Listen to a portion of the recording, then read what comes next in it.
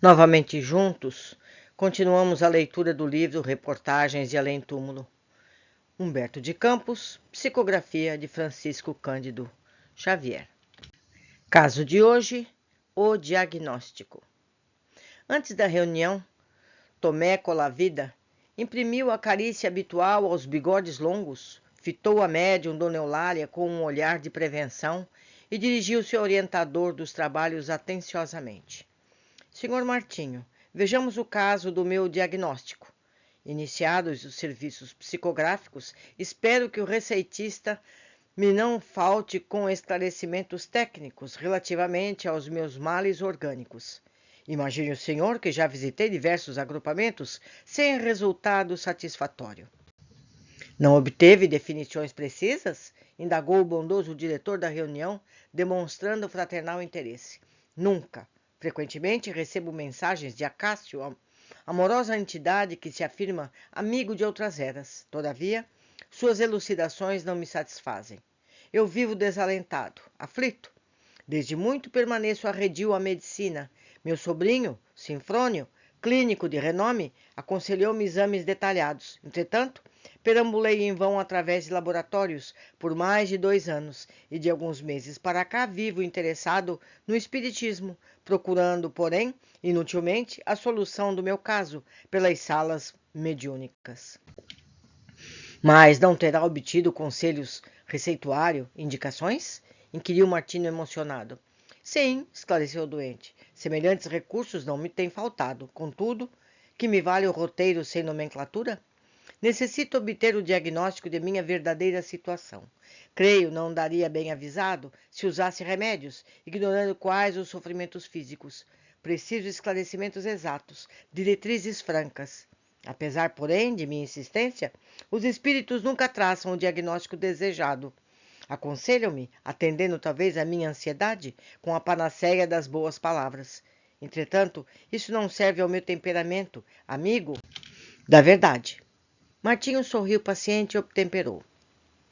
Em todas as coisas, meu amigo, há que considerar os desígnios providenciais de Deus. Mas não estou contra Deus, objetou o doente numa expressão de superioridade. Se é que os desencarnados veem nossa máquina orgânica, externa e internamente, por que semelhante esquisança aos meus pedidos reiterados? Sabem acima dos médicos, enxergam mais que os raios-x, auscultam além da epiderme? Donos de tamanhas possibilidades, por que a negação de algumas palavras que me aclarem as dúvidas? Medicar-se alguém, sem o conhecimento da própria situação, constitui grave perigo. Simples receituário não satisfaz ao homem observador e inteligente. O orientador da reunião não quis alimentar a palestra, permaneceu em silêncio, convidando em seguida os presentes à oração habitual. Terminados os trabalhos, a folha de papel que relacionava o nome de Colavida não exibia coisa alguma, além de certas indicações para o tratamento. Nada de explicações técnicas, nada de terminologia científica. E o diagnóstico? Perguntou o enfermo desapontado, fitando o médium entre a desconfiança e a censura. Não recebi qualquer observação nesse sentido, murmurou Dona Eulália, humilde e tímida. Ora, senhor Martinho, disse Tomé ao diretor dos trabalhos. Às vezes chego a pensar que este movimento de comunicações como o outro mundo não passa de grosseira mistificação. Peço definições médicas e responde-me com apontamentos de alimentação, nomes de tinturas. Onde iremos com isso? Depois de mirar Dona Zulália de alto a baixo, com ares de zombaria, perguntou: quem receita por seu intermédio? É o Dr. João Crisóstomo, de Toledo, que foi antigo médico nestes sítios. Tomé riu, sarcástico, e acrescentou: parece que ele anda desmemoriado e completamente alheio à medicina. Esse espírito deve ser um espertalhão. A esta altura, Martinho adiantou-se. Mas, senhor Colavida, nesta casa não temos o direito de insultar benfeitores. Não somente os espíritos amigos, mas também Dona Eulália. Não nos pedem retribuição alguma. Os mentores espirituais, certamente, sacrificam-se bastante vindo até nós, e a médium abandona as sagradas obrigações domésticas para atender aos nossos apelos. Não desconheço as nossas deficiências e admito que a nossa tarefa esteja repleta de falhas e erros que a experiência corrigirá. Mas seria justo acusar de embusteiro os que se devotam ao trabalho com amor e renunciação? Tomé percebeu o terreno falso em que se colocara. Pedindo desculpas, invocou o famoso subconsciente e rogou fosse admitido à próxima sessão, recebendo as melhores expressões de fraternidade por parte dos companheiros ali reunidos. Na semana seguinte, repetiram-se os mesmos comentários, com a teimosia renitente de Colavida. A boa vontade de Martinho e a natural timidez de Dona Eulália, o enfermo estava ansioso. Solicitava pareceres do médico desencarnado, emitia observações técnicas e, por último, pedia, se possível, o comparecimento de Acácio, o amigo invisível, para maiores esclarecimentos da situação. Findos os trabalhos da noite, verificou-se que João Crisóstomo lançara no papel as mesmas recomendações anteriores, sem omitir uma vírgula. Nada de nomear a enfermidade do consulente. Acácio, contudo, escrevera-lhe mensagem ponderada e afetuosa. Meu irmão, dizia ele, revelando intimidade e carinho, não aguardes um diagnóstico que nos seria difícil fornecer. Vale-te da cooperação do amigo espiritual que te ministrou indicações tão úteis e procura pô-las em prática. Por que impor condições aos que te beneficiam? O grande problema não é o de receberes uma frase complicada à guisa de definição, mas sim buscarem a restauração das tuas energias, cheio de boa vontade. O diagnóstico, Tomé, nem sempre pode ser perfeito, nem sempre se ajusta às finalidades da renovação orgânica. O corpo do homem é uma usina de forças vivas, cujos movimentos se repetem no tocante ao conjunto, mas que nunca se reproduzem na esfera dos detalhes. As dores de cabeça são idênticas nas sensações que proporcionam, mas quase sempre desiguais nas origens. Como te oferecer um diagnóstico exato se amanhã sensíveis modificações podem ocorrer em tuas células mais íntimas? Não te furtes ao benefício apenas porque não podes impressionar os olhos mortais com meia dúzia de termos indecifráveis. Trata-te, meu amigo. O tempo é precioso. Cuida da maquinaria física, aceita a bondade do Eterno Pai, sem cristalizar o pensamento nas normas secundárias da ciência terrestre. Lembra que te amamos intensamente e desejamos o teu bem-estar. Leu Colavida a mensagem afetuosa, volvendo irritadiço. Afinal, estou sem compreender coisa alguma. Sinto-me doente, cansado.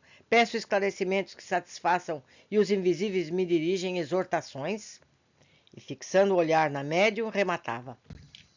Francamente, minha decepção é sem limite. Martinho, na fé serena que lhe assinalava as atitudes, ajuntou tranquilo.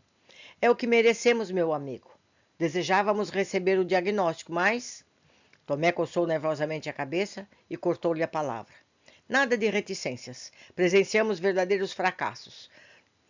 O que lastimo é o tempo perdido à procura de elucidações, quando me asseveram que o Espiritismo é fonte de verdade. Onde a franqueza nessas farsas que venho propondo minhas melhores esperanças? Em todos os grupos apenas encontrei material incompleto. Entre médiuns supostamente humildes e doutrinadores pretensamente inspirados, estou farto.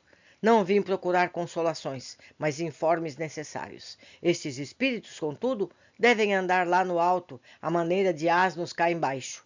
Em toda parte é dissimulação, ignorância, fanatismo. Solicito o diagnóstico e lança-me recomendações estranhas a todo conhecimento de posologia. Abandonarei minha experiência convencido de que o espiritismo e mediunidade são duas tolices mundiais. Os companheiros já se haviam retirado. Apenas Martinho e Dona Eulália permaneciam ali, suportando heroicamente a neurastenia do enfermo malcriado. Reconhecendo-lhe a irritação, dispunham-se ambos a abandonar o recinto, em silêncio. Quanto ao primeiro gesto de despedida, Tomé procurou retê-los ansiosamente. Por quem são? Ajudem-me. Não desejo sair experimentando tamanha impressão de abatimento moral. Quero a verdade, senhor Martinho. Auxilie-me na consecução desse propósito. A falta do diagnóstico desejado acabrunha-me. Sinto que tudo é mentira em torno de meus passos. E depois de fixar a médium ansiosamente, concluiu. Dona Eulália, se esses espíritos que a senhora diz ouvir e ver são personalidades reais, por que me negam a verdade? Agora que estamos a sós, atendam-me, pelo amor de Deus. Peçamos diretamente aos invisíveis que se manifestem e me esclareçam. Havia tamanha emoção naquelas palavras que Martinho e Amédio se entreolharam penalizados. A interpelação silenciosa do diretor das sessões, a nobre senhora respondeu modosamente: Estou pronta. Sentaram-se os três. O orientador orou com lágrimas, invocando a providência divina. Foi então que o amigo espiritual, por intermédio de Dona Eulália, falou em voz triste, mas firme. Tomé, em vão temos procurado auxiliar-te na cura. Atende ao teu caso orgânico enquanto é tempo, porque o teu corpo está dominado pela morféia nervosa. Colavida fez-se pálido e esforçou-se por não cair, ali mesmo fulminado pelo diagnóstico doloroso. Responderam-se às preces sob forte emoção. De imediato, o doente atormentado procurou gabinetes de pesquisa, especialistas em moléstias do sangue, obtendo a confirmação amarga. À noite insistiu para que Martinho e Dona Eulália se reunissem na sua companhia. Estava desfigurado em pranto. Terminada a prece do diretor, a reduzida assembleia, o enfermo exclamou soluçando: Ó benfeitores invisíveis, por quem sois, auxiliai no destino cruel. Que surpresa dolorosa me preparaste, dando-me conhecimento da realidade terrível.